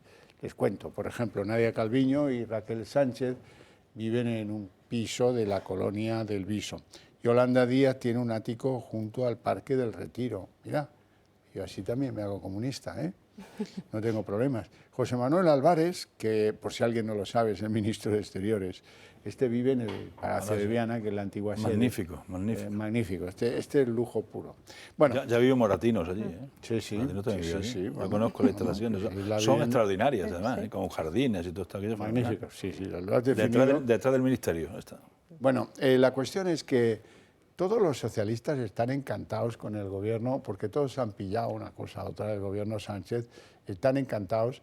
En el PP se creen que le van a arrebatar voto, y yo creo que no porque reciban cosas, sino porque el electorado español es como es. Es difícil cambiarlo mucho. Y aquí los que votan al PSOE se cortan el brazo antes de votar al Partido Popular. Lo que pasa es que esto, pues no sé cuándo lo descubrirá Alberto Núñez Feijóo, pero es bastante simple. Preguntas a tu entorno, a ese primo que vive en Rivas, y le dices, oye, ¿tú conoces gente del PSOE ahí, no? Sí, pregúntale si están pensando en votar al Partido Popular. Mira cómo se ríe, Eliana, mira cómo se ríe. Seguro que ha hecho la prueba con más de uno, ¿no?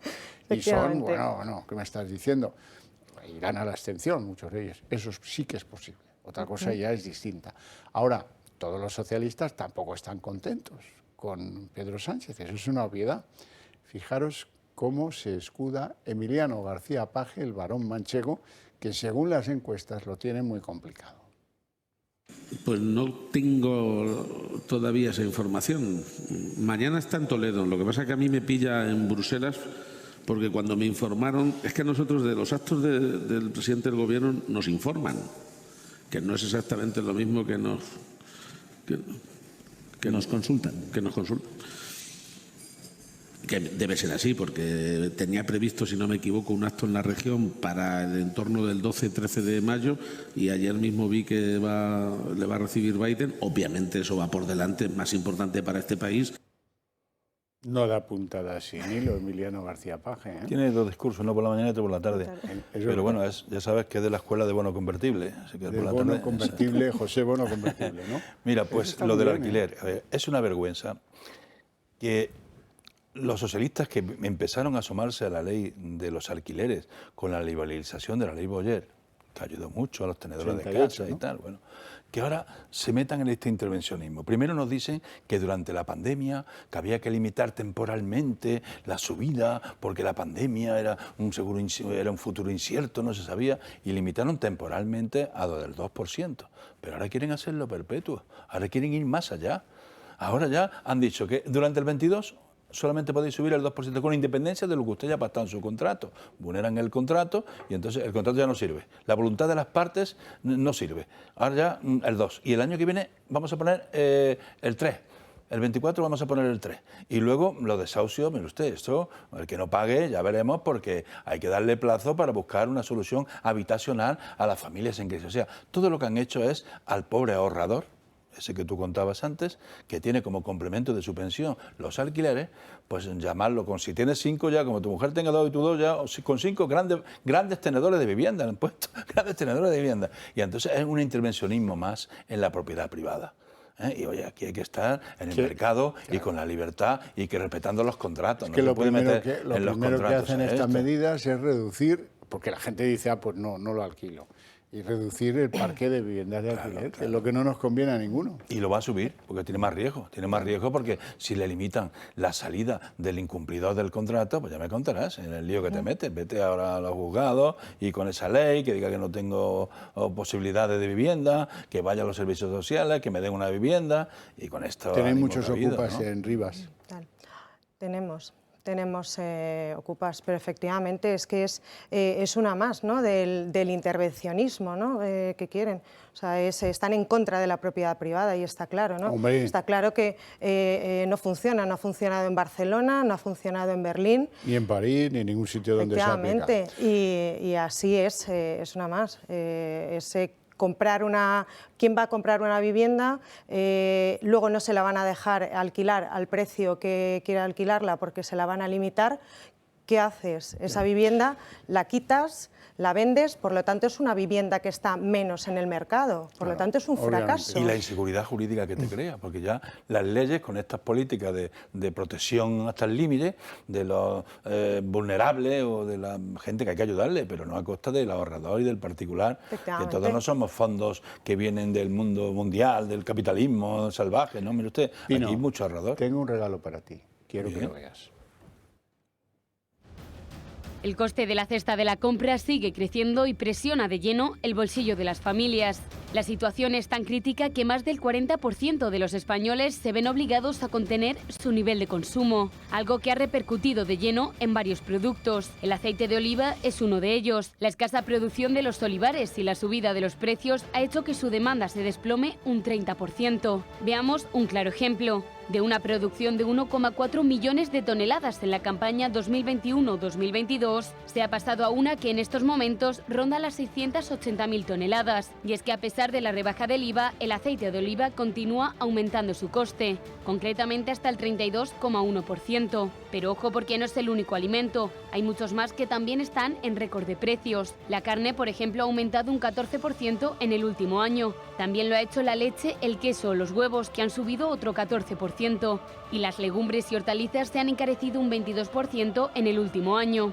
Y es que nunca había sido tan caro llenar la cesta de la compra, por lo que parece que la rebaja del IVA del gobierno no sirve de mucho a los españoles, que siguen privándose de productos imprescindibles cada vez que van al supermercado. Don Manuel Pino.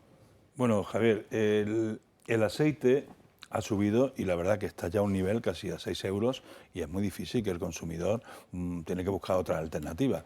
Pero también al agricultor le ha subido el coste de producción muchísimo, ¿no? Porque los agricultores han tenido que pagar una luz para el riego carísima, han tenido que pagar gasoil para los tractores carísimos, han tenido que pagar unos fertilizantes súper carísimos para poder abonar los olivos y claro, y también en estos tiempos de sequía, pues este año la expectativa no es de buen año agrícola ni de buen año para olivar, porque lleva sin llover en la zona de producción muchísimo tiempo y ya veremos el desarrollo, ¿no?, de la aceituna. Entonces, la oferta, la producción se va a reducir y los costes, pues claro, si por abajo tú empujas los costes, pues el agricultor también defiende que pueda tener margen para esto y producir el aceite de la calidad que tenemos en España, que es muy bueno, pues esto se ha ido de los costes porque por abajo te han subido, producirla. Y esto es un poco mal asunto tiene el aceite. Bueno, no tenemos tiempo para más, lo tenemos que dejar aquí.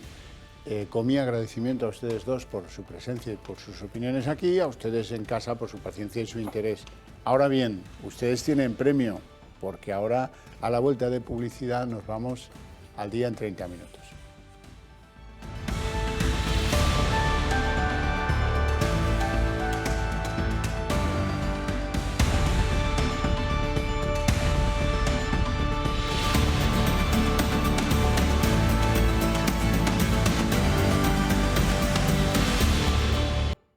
Emitidos 296, sí 233, no 59, abstenciones 4. En consecuencia, queda aprobada la proposición de ley orgánica.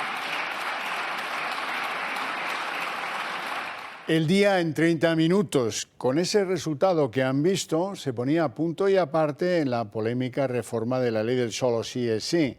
Sánchez ha tenido que recurrir al apoyo del Partido Popular porque sin sus votos pues, no hubiera conseguido imponer la reforma de la ley. Curioso, el día grande de la reforma, el día de la votación, ni Yolanda Díaz, ni lo que es más grave, el propio Pedro Sánchez, han hecho acto de presencia en el Congreso de los Diputados.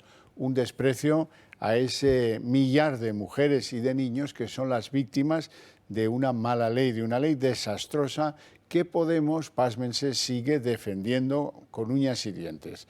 Lo peor es que la rectificación, todos lo sabemos, no hubiera tenido lugar si no fuera por el coste electoral que tiene no rectificar la ley, no aparecer como el que por lo menos hace algo en evitar el desastre. Otra cosa es que la normalización de este asunto no vaya a llegar, porque aunque no lo desee nadie, el resquicio abierto por una ley desastrosa va a permitir a muchos más agresores sexuales salir de la cárcel o bien obtener beneficios, reducciones de penas, etc. Sabemos que en las cárceles hay 4.008 posibles aspirantes a recibir el beneficio de una ley que resultó ser un desastre. Marina Álvarez. Xavier, hace apenas unos meses, Pedro Sánchez hablaba del sí es sí como una ley vanguardista de la que afirmaba sentirse orgulloso. Hoy ha aprobado en el Congreso su rectificación y no lo ha hecho por las 1.000 víctimas que la ley ha dejado a su paso, sino por su coste electoral. Días antes de anunciar la reforma, el CIS alertó a Ferraz de la sangría de votos que perdería si seguía de brazos cruzados. Al final ha tenido que ser el PP el que le ha salvado los muebles, pero el PSOE es de todo menos agradecido. Hoy han escenificado sus diferencias con Génova con caras largas en el hemiciclo y han evitado incluso aplaudir tras el recuento de los votos. Con su socio de gobierno, con Unidas Podemos, la ruptura ha quedado hoy más patente que nunca. Irene Montero ha calificado este día de triste y ha acusado al Partido Socialista de desechar todas y cada una de sus propuestas. Ya es una realidad. Sale adelante la reforma socialista del sí es sí con el apoyo del PP y el presidente del gobierno ausente. La reforma, con la que se vuelve prácticamente al Código Penal anterior, ha sido aprobada por 233 votos a favor, 4 abstenciones y los votos en contra de Unidas Podemos, Esquerra y Bildu. También ha votado en contra Yolanda Díaz de forma telemática. Pedro Sánchez ni estaba ni ha votado, algo que tampoco ha hecho Vox. Y es que 6 meses han tenido que pasar para que el PSOE diera su brazo a torcer y corrija la ley estrella de Irene Montero, una reforma que ha consumado la fractura irreparable entre los socios del gobierno. Hoy es un día triste, seguramente el día más difícil que yo he vivido en este Parlamento. La titular de Igualdad ha lamentado el retroceso que la reforma supone para el feminismo. La reacción a esta ley ha provocado una vuelta atrás de años. Y ha querido agradecer el apoyo de sus socios, que han salido en bloque contra el PSOE. ¿Ustedes son conscientes de lo que están haciendo? 3 años machacando con que el PP es antifeminista y ahora les compran la reforma. Y desde Vox aseguran que no van a ser cómplices de esta reforma. No vamos a ser cómplices de esta vergüenza. Sin embargo, desde el PSOE tratan de minimizar el acuerdo conseguido. Insisten en que se trata de una corrección puramente técnica. Si miro a la bancada popular, les confieso que tengo una sensación agridulce. Señorías, Solo hemos compartido con ustedes, lo saben, enmiendas técnicas. Los socialistas no han celebrado la aprobación de la reforma y tampoco han mostrado un ápice de agradecimiento a los populares. Pese a que a su apoyo han conseguido corregir la norma que ya ha beneficiado a más de 1000 agresores sexuales. Desde el PP han criticado la ausencia de Pedro Sánchez en la votación. Tampoco puede entender que hoy el gran ausente sea el máximo responsable de todo lo que está pasando, Pedro Sánchez, el culpable. Algo que también ha hecho Feijóo desde Doñana. Que el señor Sánchez haya tenido que ausentarse del Congreso ante la vergüenza de ver roto su gobierno. Allí también se encontraba Sánchez haciendo campaña, algo que le interesa mucho más que modificar la mayor alarma social que ha generado una ley de su propio gobierno. Y ahora, tras superar este paso en el Congreso, el texto será enviado al Senado. La reforma aprobada este jueves no va a impedir que se sigan produciendo nuevas rebajas de condena. En los últimos 5 meses, los tribunales han revisado nada más y nada menos que 1000 sentencias, entre cuyos beneficiados figuran pederastas y violadores reincidentes. Algunos de ellos han sido incluso puestos en libertad. Es el caso del profesor de inglés que abusó de varios menores en San Sebastián de los Reyes y que fue el primer excarcelado justo el día que entró en vigor la ley. 4 violadores que agredieron en pareja en Cantabria y en Tarragona vieron reducida su pena 7 años. También un varón que violó, apaleó y dejó moribunda en un descampado a su víctima pasará 4 años menos en la cárcel gracias a la ley. Los jugadores de la Arandina entran también en la lista de beneficiados. Su condena fue 1 año menos de lo que hubiera sido antes de la norma. Hay violadores excarcelados que han despertado mucha alarma social. Es el caso de un hombre reincidente que agredió a 19 mujeres en Lérida y del conocido como violador del Portal de Lugo.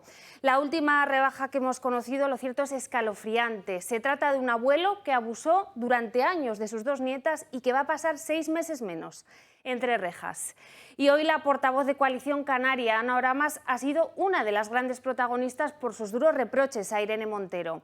La diputada le ha recriminado la falta de ayudas a las víctimas de la ley, ante lo que la ministra de Igualdad le ha afeado no estar informada. Lo que es inadmisible es que ayer altos cargos del Gobierno, desde la ministra, secretaria de Estado, le recomiendan a las víctimas que recurran. Recurran ustedes, hombre, ya está bien. Y encima querían que esperaran. Ni el Partido Socialista, ni el PNV, ni esta diputada somos derecha antifeminista. No tienen vergüenza y han hecho daño a las mujeres y a los niños de este país. Señora Oramas, llámeme usted sinvergüenza, pero infórmese antes de subir a esta tribuna. La justicia gratuita para todas las víctimas de violencias sexuales es un derecho reconocido en la ley del solo sí es sí. Carmen Calvo no ha tardado ni un minuto en hacerse eco de las palabras y de las acusaciones de Irene Montero. La exvicepresidenta, que ha reconocido públicamente que sabía que esta ley provocaría rebajas y no hizo nada al respecto, ha asegurado hoy que el feminismo es el que tiene los pies en la tierra, es el socialista y es aquel que rectifica y está donde tiene que estar. Calvo ha lanzado varios dardos contra las ministras de Podemos, acusándolas de decir estupideces y de querer hacer suyo el feminismo cuando ellas no estuvieron nunca. Para muchos lo más significativo de esta jornada ha sido la ausencia de Sánchez en la votación de la reforma del solo sí es sí. El presidente ha hecho un clamoroso mutis por el foro y ha preferido ir a hacer política de lo suyo, de lo de Doñana, para ver si con eso produce alguna herida al gobierno andaluz. Ojo con el viaje, porque ha requerido el uso de 2 aviones Falcon. Uno le ha llevado, ha vuelto de vacío, y otro ha ido de vacío a recogerle unas horas después. Así es que más contaminación sobre Doñana gracias a este invento y desde luego más gasto para los bolsillos de los españoles. Sánchez coge impulso y se ausenta del Congreso para buscar en Doñana los votos que se le escapan. Hago un llamamiento a la reflexión y también a la rectificación. Abandonar posturas soberbias, por mucha mayoría absoluta que se tenga.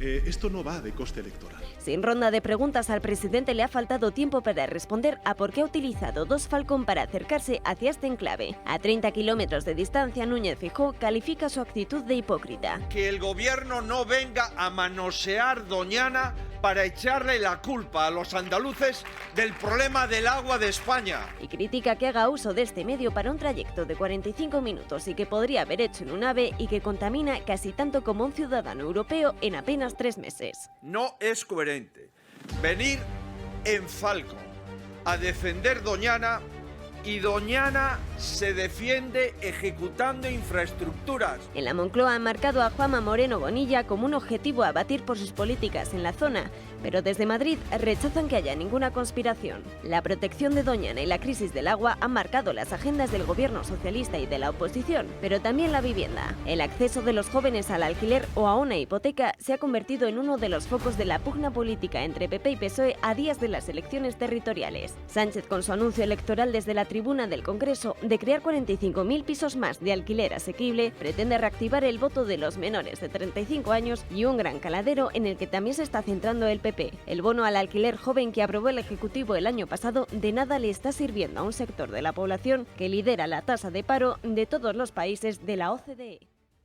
Los socialistas han conseguido hoy, con la ayuda sine qua non del Partido Popular, la corrección de la ley que ha beneficiado a más de 1.000 encarcelados por delitos sexuales.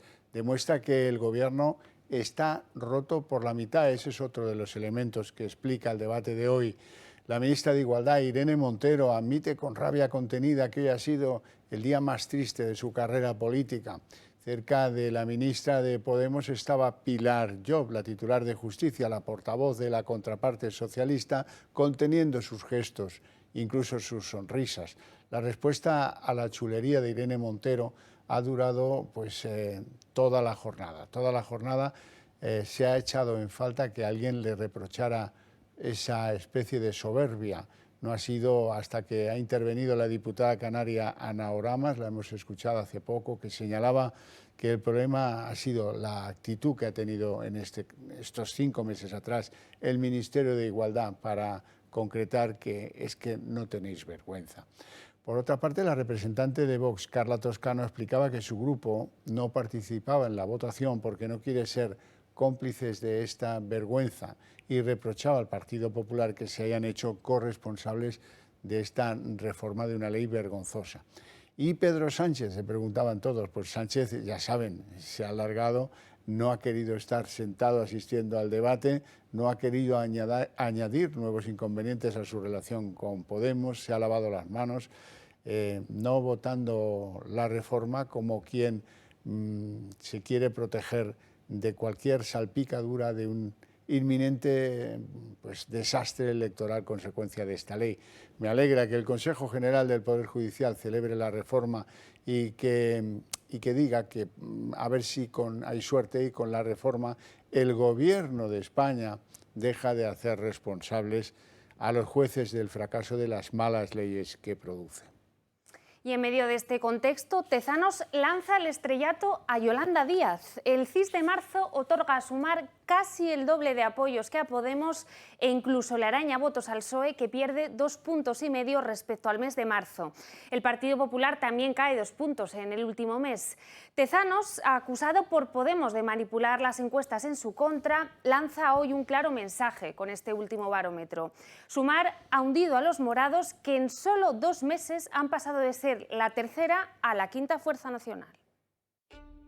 Sumar da el sorpaso, o al menos eso es lo que dice el CIS de Tezanos, que la plataforma de Yolanda Díaz asume la fuerza de Podemos y se consolida como cuarta fuerza en el panorama político nacional. En el Partido Socialista lo celebran. Bueno, pues el CIS no deja de ser una encuesta, como todas las encuestas, que nosotros valoramos con prudencia, pero que viene a destacar también un poco lo que palpamos en la calle. El barómetro del CIS es el primero que se elabora desde la consolidación de la plataforma Sumar y el mismo que Podemos criticó hace unas semanas por estar manipulado. En el Partido Socialista guardan silencio sobre cuál sería su estrategia de cara a un futuro. Reeditar una coalición con Podemos quedaría descartado. ¿Por qué? La ley del solo sí es sí no solo ha traído consecuencias nefastas para los morados, también para el propio PSOE. En enero de este mismo año, un análisis del CIS dio a la luz que la ley estrella de la ministra Montero había traído consigo más de 500.000 de votantes menos para los socialistas. ¿Y qué hay de la plataforma Sumar? La vicepresidenta Yolanda Díaz se ha hecho en tiempo récord con los apoyos de las bases de Podemos, pero también de del propio Partido Socialista, es decir, de los denominados progresistas descontentos con las políticas de Pedro Sánchez. Las negociaciones entre los de Iglesias y la que fuera su sucesora siguen en un punto muerto. No hay atisbos de acuerdo ni de acercamiento y los socialistas cada vez más hacen ver a la líder de la plataforma Sumar que no le hace falta precisamente eso, todo por mero interés electoral.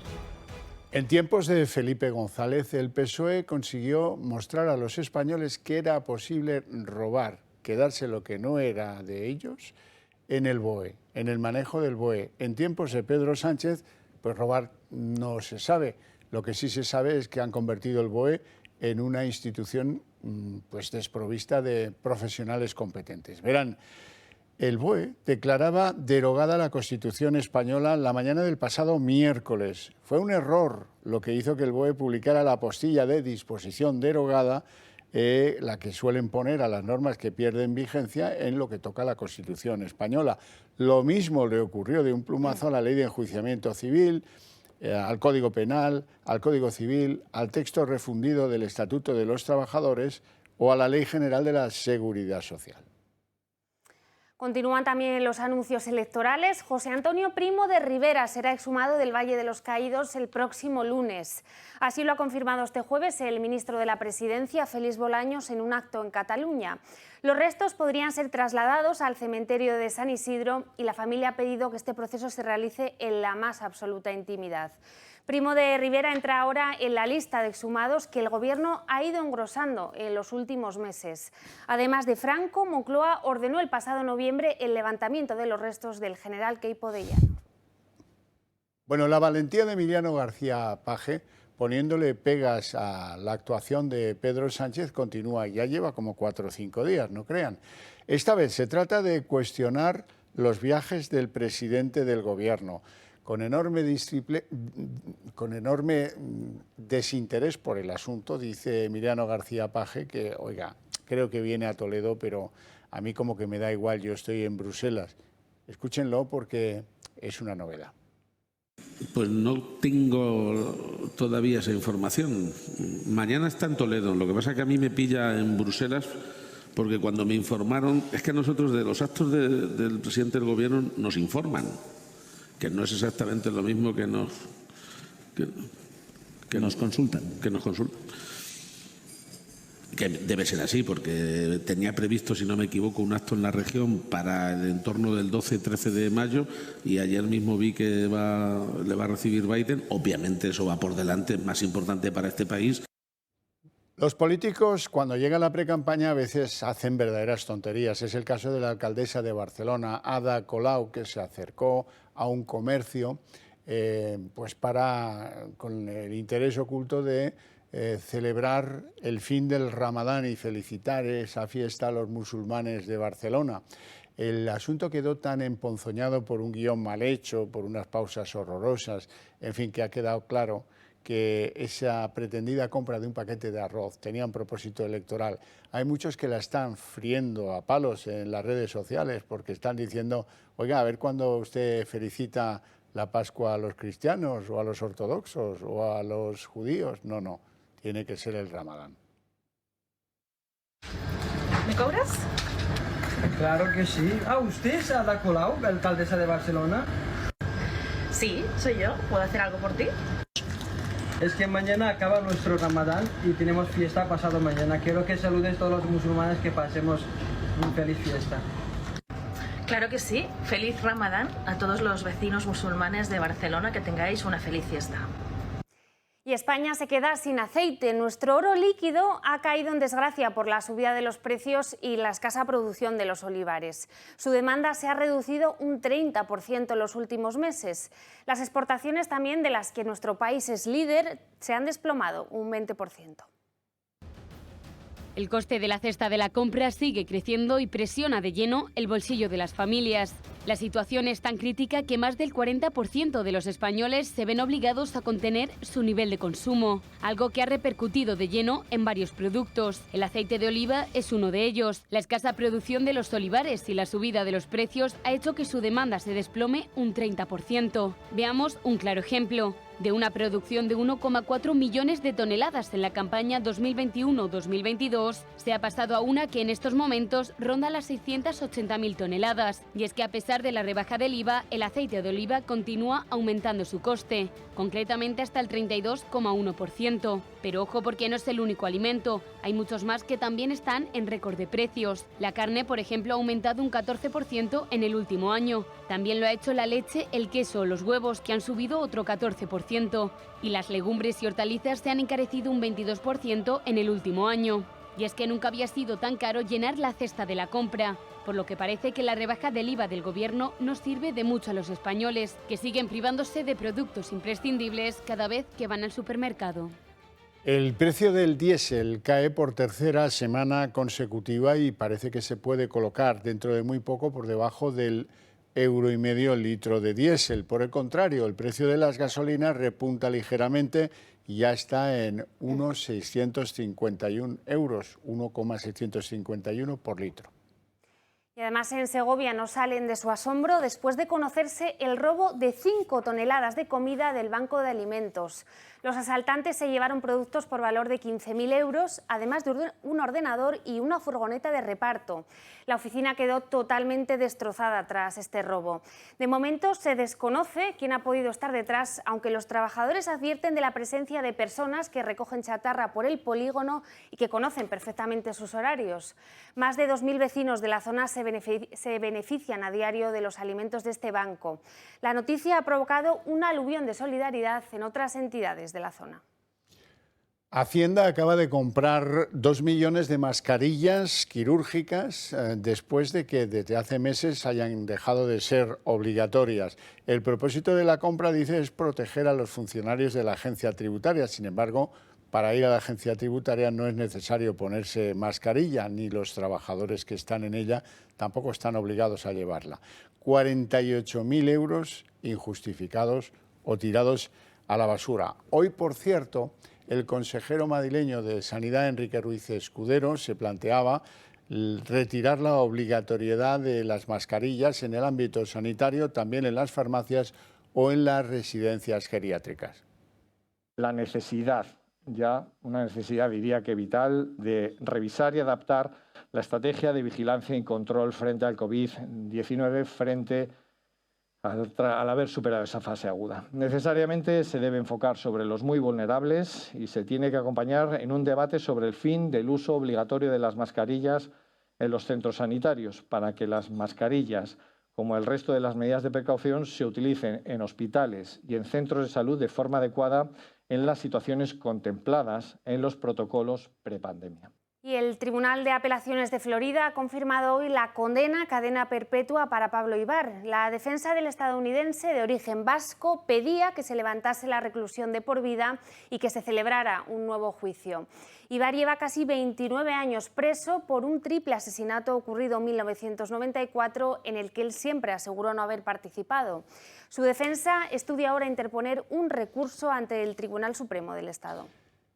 El Starship, el famoso cohete que patrocina Elon Musk, el hombre de Tesla y de tantas las otras cosas, ha explotado minutos después de su esperado lanzamiento. Se trataba del cohete más potente de la historia universal. 4 minutos después de su lanzamiento al sur de Texas, resulta que ha explotado y el propósito pues, es que este cohete sea capaz de ir a la Luna en breve.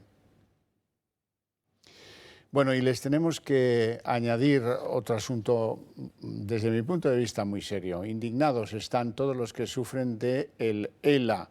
Después de haber peleado por tener una ley que estableciera protección para los enfermos de ese grave asunto que es el ELA, al final lo consiguieron. Sin embargo, la ley no termina de aprobarse, se ha ido posponiendo hasta en 40 ocasiones. Y ahora exigen las asociaciones de los enfermos que padecen el ELA que se lo tomen en serio, que acaben con este asunto, que lo desbloqueen ya y que esa ley vea la luz. El 8 de marzo de 2022 se aprobó por unanimidad tramitar la proposición de ley para garantizar el derecho a una vida digna de las personas con esclerosis lateral amiotrófica, más conocida como ELA. Un año después, y tras casi 40 ampliaciones del plazo para presentar enmiendas, la ley sigue sin hacerse efectiva. Esta situación ha provocado que enfermos de ELA hayan registrado el pasado miércoles en el Congreso una solicitud a la presidenta de la Cámara, Meritxell Batet, pidiendo que se desbloquee la tramitación de la ley.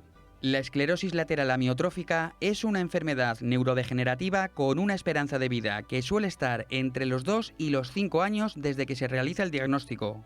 Los enfermos de ELA necesitan cuidados las 24 horas, los 365 días del año, lo que supone un coste de entre 55.000 y 60.000 euros anuales, una cantidad que muy pocas familias se pueden permitir.